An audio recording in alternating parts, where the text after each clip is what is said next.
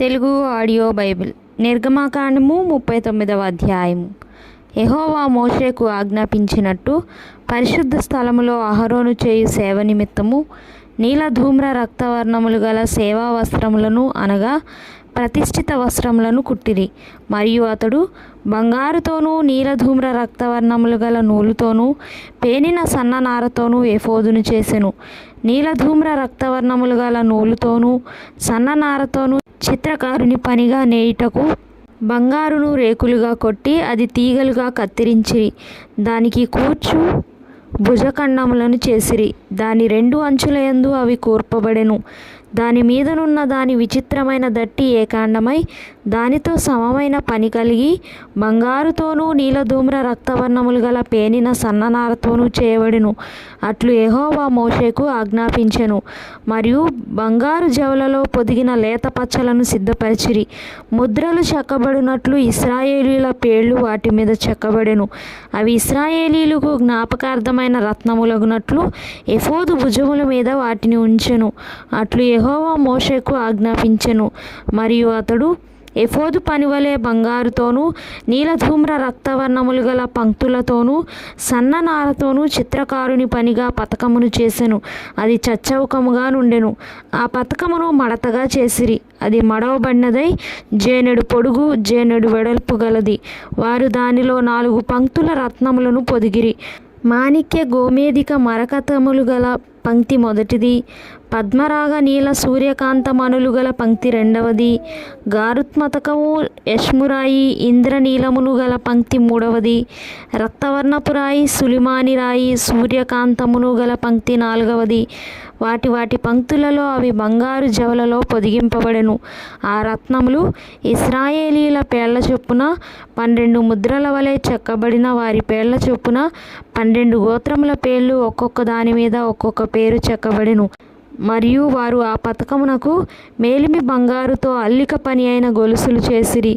వారు 2 బంగారు జవలు 2 బంగారు ఉంగరములను చేసి ఆ 2 ఉంగరములను పతకపు 2 కొనలను ఉంచి అల్లబడిన ఆ 2 బంగారు గొలుసులను పతకపు కొనలనున్న 2 ఉంగరములలో వేసి అల్లబడిన ఆ 2 గొలుసుల కొనలను ఆ 2 జవలకు తగిలించి ఎఫోదు భుజఖండముల మీద దాని ఎదుట ఉంచిరి. మరియు వారు 2 బంగారు ఉంగరములను చేసి ఎఫోదు నెదుటనున్న పతకపు లోపలి అంచున దాని 2 కొనలకు వాటిని వేసిరి. మరియు 2 బంగారు ఉంగరములను చేసి ఎఫోదు విచిత్రమైన నడికట్టునకు పైగా దాని 2వ కూర్పు నద్దనున్న దాని ఎదుటి ప్రక్కను ఎఫోదు 2 భుజఖండములకు దిగువను వాటిని వేసిరి. ఆ పతకము ఎఫోదు విచిత్రమైన దట్టికి పైగా నుండునట్లును అది ఎఫోదు నుండి విడిపోకున్నట్లును ఆ పతకమును దాని ఉంగరములకును ఎఫోదు ఉంగరములకును నీలి సూత్రముతో కట్టిరి. అట్లు యెహోవా మోషేకు ఆజ్ఞాపించెను. మరియు అతడు ఎఫోదు చొక్కాయి కేవలము నీలి నూలుతో అల్లిక పనిగా చేసెను. ఆ చొక్కాయి మధ్యనున్న రంధ్రము కవచరంధ్రము వలె ఉండెను. అది చినుగకున్నట్లు దాని రంధ్రమునకు చుట్టూ ఒక గోటు ఉండెను.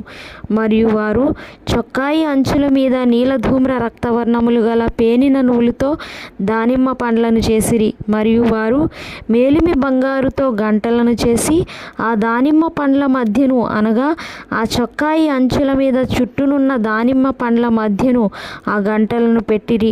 యెహోవా మోషేకు ఆజ్ఞాపించినట్లు సేవ చేయుటకు ఒక్కొక్క గంటను ఒక్కొక్క దానిమ్మ పండును ఆ చొక్కాయి అంచుల మీద చుట్టూ ఉంచిరి. మరియు యెహోవా మోషేకు ఆజ్ఞాపించినట్లు వారు అహరోనుకును అతని కుమారులకును నేత పని అయిన సన్ననార చొక్కాయిలను సన్ననార పాగాను అందమైన సన్ననార కుల్లాయిలను పేనిన సన్ననార లాగులను నీలధూమ్ర రక్తవర్ణములు గల పేనిన సన్ననారతో బుటా పని అయిన నడికట్టును చేసిరి. మరియు యెహోవా మోషేకు ఆజ్ఞాపించినట్లు వారు మేలిమి బంగారుతో పరిశుద్ధ కిరీట భూషణము చేసి చెక్కిన ముద్ర వలె దాని మీద యెహోవా పరిశుద్ధుడు అను వ్రాత వ్రాసిరి. యెహోవా మోషేకు ఆజ్ఞాపించినట్లు పాగాకు మీదుగా కట్టునట్లు దానికి నీలి సూత్రమును కట్టిరి. ప్రత్యక్షపు గుడారపు మందిరం యొక్క పని యావత్తును సంపూర్తి చేయబడెను. యెహోవా మోషేకు ఆజ్ఞాపించిన ప్రకారముగానే ఇశ్రాయేలీయులు చేసిరి.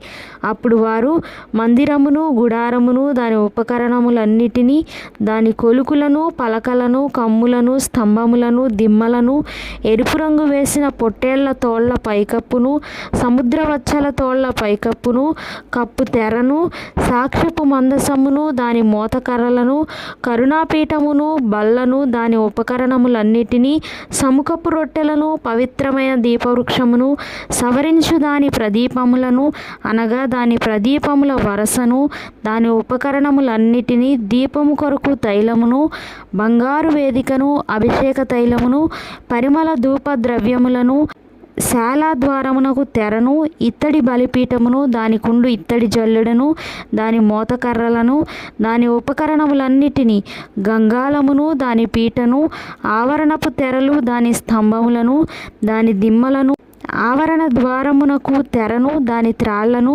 దాని మేకులను, ప్రత్యక్షపు గుడారంలో మందిర సేవ కొరకైన ఉపకరణములన్నిటినీ, పరిశుద్ధ స్థలములోని యాజక సేవార్థమైన వస్త్రములను, అనగా యాజకుడైన అహరోనుకు పరిశుద్ధ వస్త్రములను, అతని కుమారులకు వస్త్రములను మోషే యొద్దకు తీసుకొని వచ్చిరి.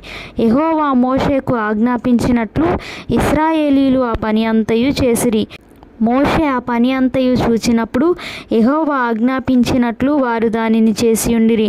అలాగుననే చేసియుండిరి గనుక మోషే వారిని దీవించెను.